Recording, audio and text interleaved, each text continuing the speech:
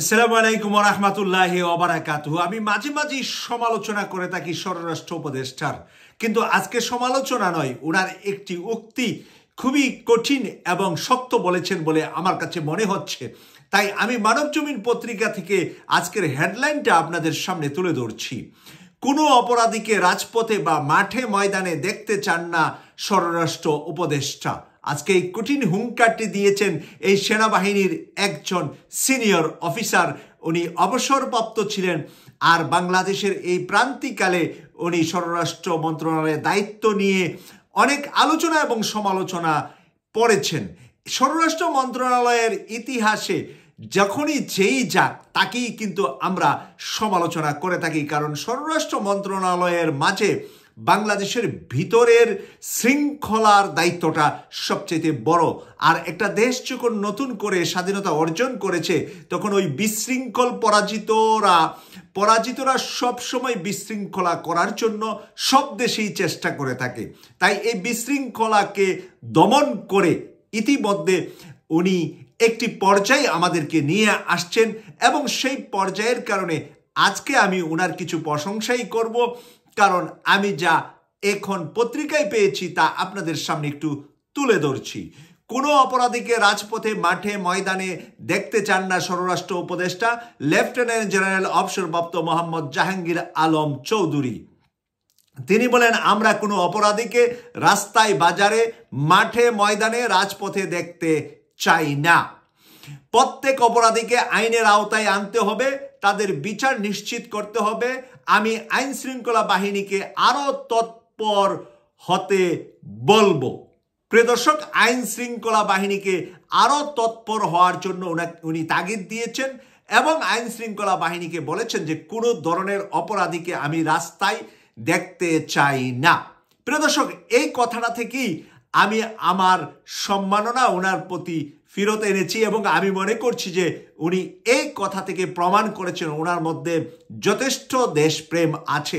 কুচক্রি মহলের অনেক কুচক্র শেখ হাসিনা ভারতে বসে বসে এবং তার দোসররা পৃথিবীর বিভিন্ন দেশে বসে বসে যে কুচক্রি করে বারবার উত্তপ্ত করতে চাচ্ছে বাংলাদেশের ভিতরে, সেইগুলাকে আভ্যন্তরীণ অনেক বিষয় আছে যেগুলো আমরা জানি না, কিন্তু আমরা সবসময় ওনাকে এই বিষয়ে দোষারোপ করে থাকি। তাই আজকে যেই কথাটা উনি বলেছেন সেই জায়গা থেকে, ওনার জায়গা থেকে আমি সে কারণে ধন্যবাদ জানাচ্ছি যে উনি আইন শৃঙ্খলা বাহিনীকে শক্ত হাতে দমনের জন্য নির্দেশনা দিয়েছেন। কি কি নির্দেশনা দিয়েছেন আমি পত্রিকাতে আবার ফেরত যাচ্ছি।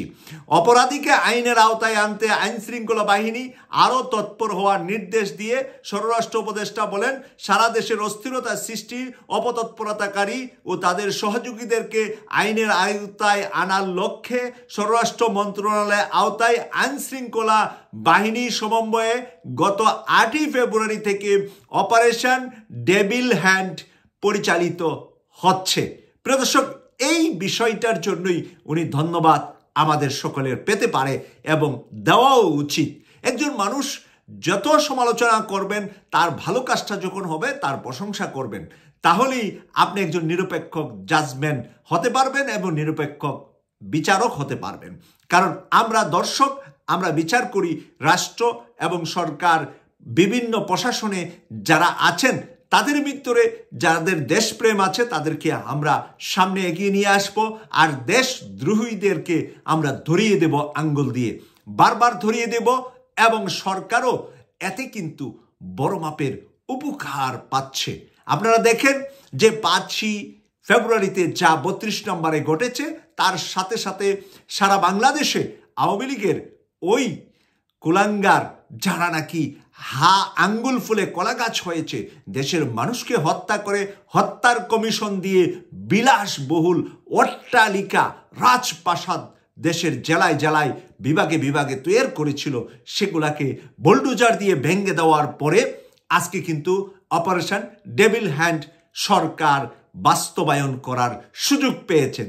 যদি 5ই অগাস্ট এই বিজয়ের পরে সাথে সাথে এই ধরনের কাজটা করা হতো, 32 নম্বর সহ সারা দেশব্যাপী তাদের এই অট্টালিকাগুলোকে ভেঙে চুরমার করে দেওয়া হতো, তাহলে গত 6 মাস আমরা অনেক অপরাধ এবং অনেক কিছু থেকে রেহাই পেতাম। কিন্তু 5ই আগস্ট ছাত্ররা বিজয় করলেও রাজনীতিবিদদের মধ্যে কুন্দল তৈরি হয়েছে।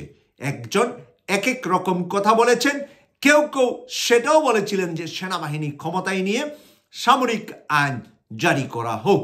বেগম খালেদা জিয়ার মুক্তির বিষয়ে আমি যতটুকু শুনেছি, জামাতের আমির ডাক্তার শফিকুর রহমান সবচেয়ে বেশি নাকি সোচ্চার ছিলেন।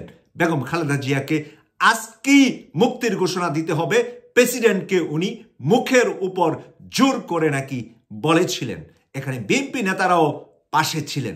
প্রিয় দর্শক, এইটাই হলো গণতন্ত্র এবং সরকার পতনের পরে বাংলাদেশের প্রত্যেকটা বিরোধী দল আভ্যন্তরীণভাবে ঐক্যবদ্ধ থাকবে, রাজনীতির মাঠে যার যার মার্কা নিয়ে জনগণের কাছে ভোটের জন্য যাবে।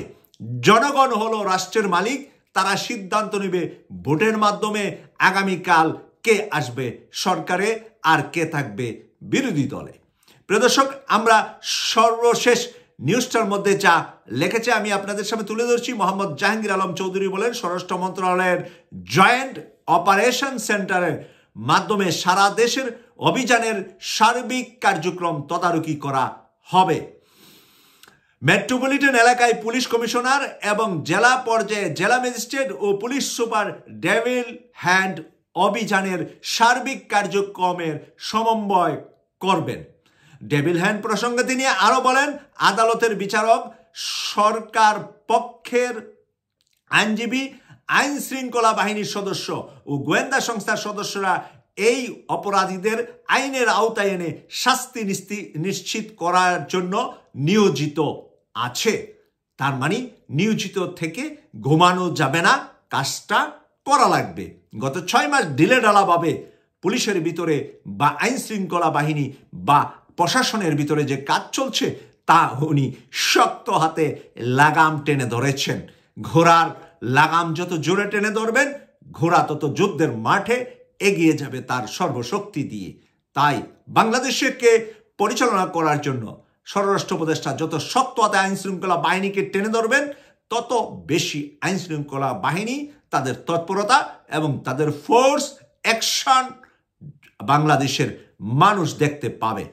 আমরা সর্বশেষ এখানে আমরা যা দেখছি, তিনি বলেন, ফ্যাসিস্ট সন্ত্রাসী মানুষের বুকে গুলি করা হ্যামলেট বাহিনী, দুষ্কৃতকারী, উস্কানিদাতা, জনগণের ভয়ভীতি প্রদর্শনকারী, দুর্নীতিবাজ গ্রেফতার হলে আদালতে যাবে।